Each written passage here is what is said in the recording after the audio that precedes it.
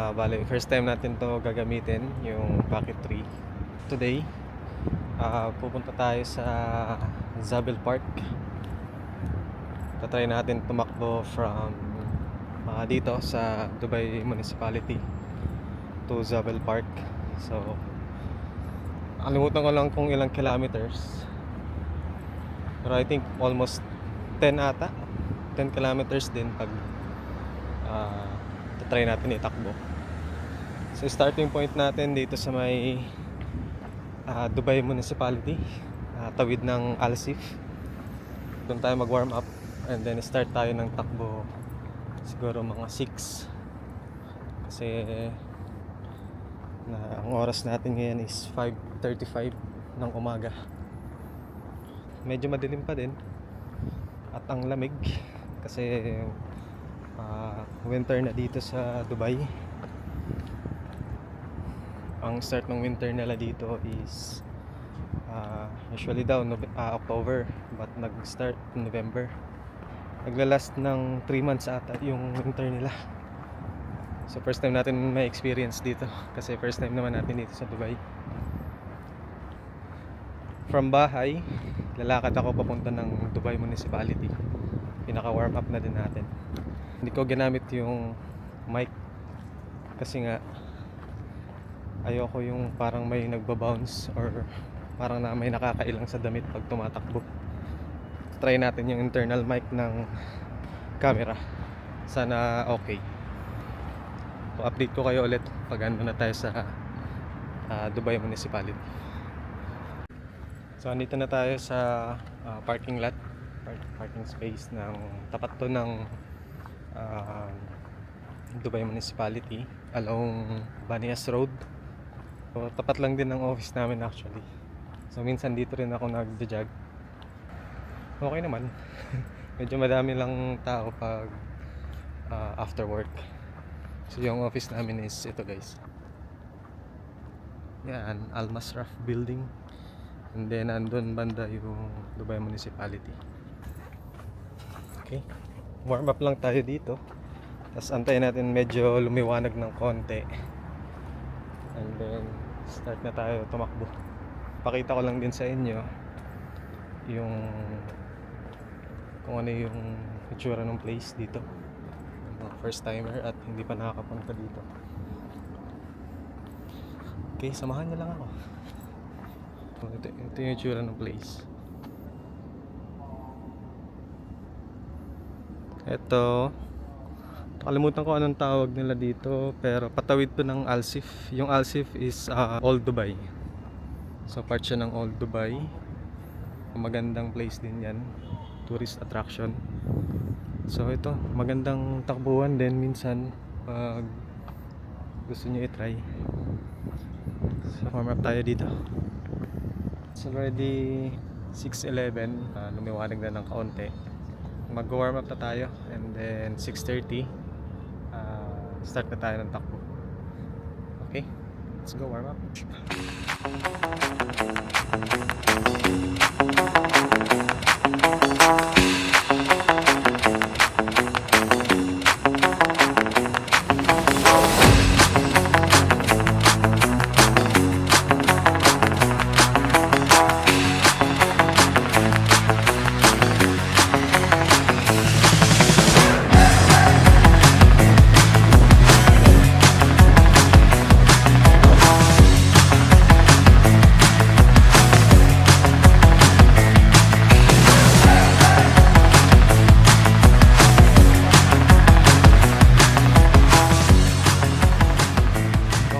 Start na tayo tumakbo.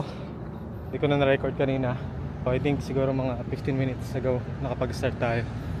Okay guys, continue lang natin. Sana kayanin natin at simula pa lang medyo napapagod ako kagad. Actually, kulang ako sa training. So yung training na to for Race Me Half Marathon this coming December 13. Meron na lang akong 2 weeks para mag-prepare.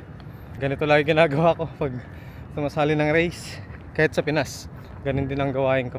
At least sana maglaan tayo ng oras o time talaga, or at least 1 month bago sumalang sa 21K.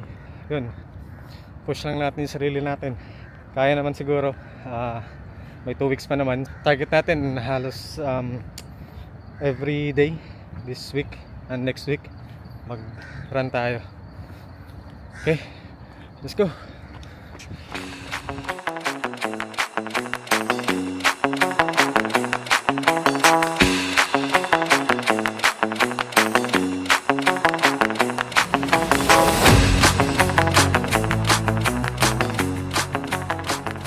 Guys, nasa Al Maktoum Bridge na tayo. Sa kabila yung Dubai Frame. Let's go, push! Ang hirap tumakbo ng malamig. Ang sakit sa ilong. May sinus tayo dito sa kabila. Nahirapan tayong huminga talaga normally. So challenge pag sa umaga at malamig. Sa gabi wala namang problema. Tuloy-tuloy naman tayong tumakbo. Push pa din natin.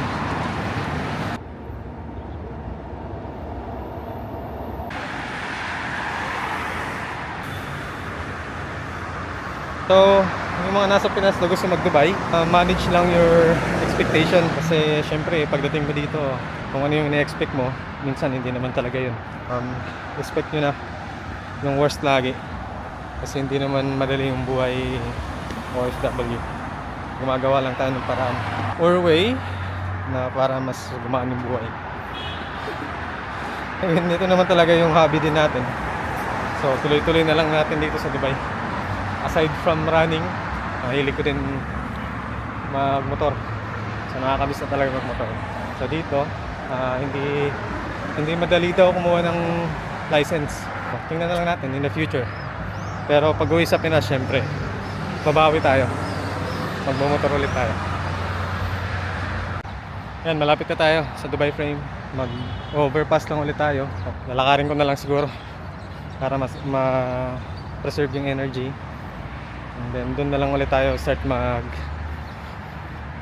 or tumakbo. Sa Zabel Park na tayo.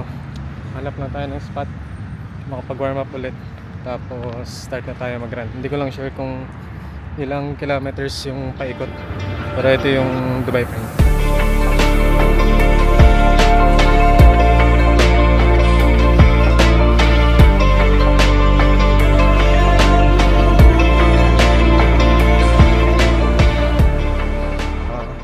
Lang ako ng mapag-iwanan ng gamit, tapos ikot na tayo. Guys, second lap. Lawak pa rin ito. Ayos.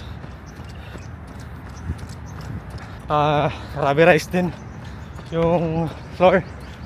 So ang ganda tumakbo. Tuloy-tuloy lang. Let's go.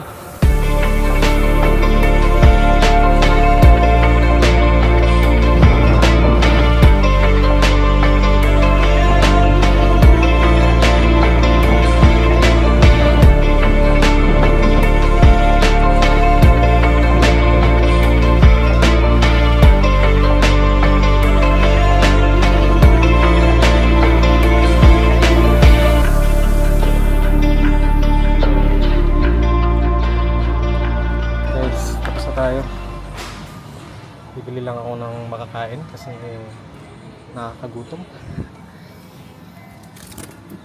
Bibili din tayo ng coffee. So dito lang ako sa grocery store. Hanap lang tayo ng masarap na coffee.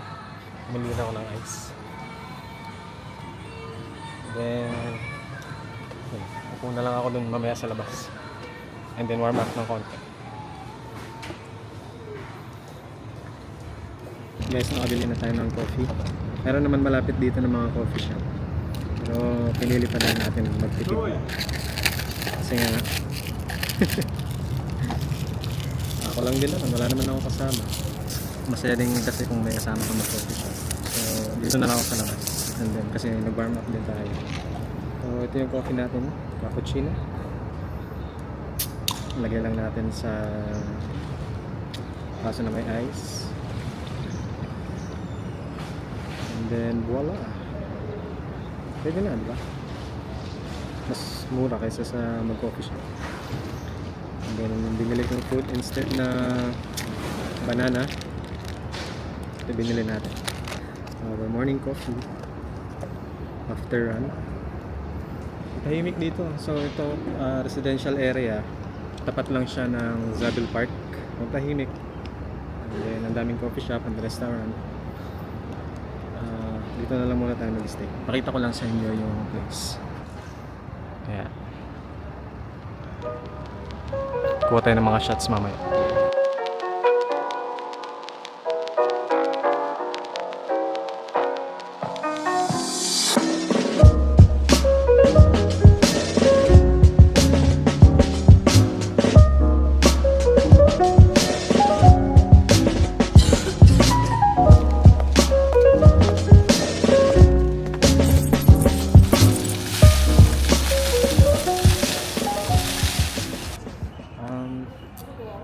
Comment kayo kung saan pwede next mag-run, like kung magandang place. Try natin puntahan ng free day natin or after work. Check natin yung schedule kung kaya natin puntahan. Comment kayo kung ano yung magandang place na pwedeng takbuhan dito sa Dubai. And then yun nga, sa December 13 meron tayong sasalihan na half marathon, 21K. Sponsor ng I think event ng Skechers. And then sinalihan natin is 21K. So kailangan ko mag-training. Next na vlog siguro natin sa event na mismo. So kita-kits.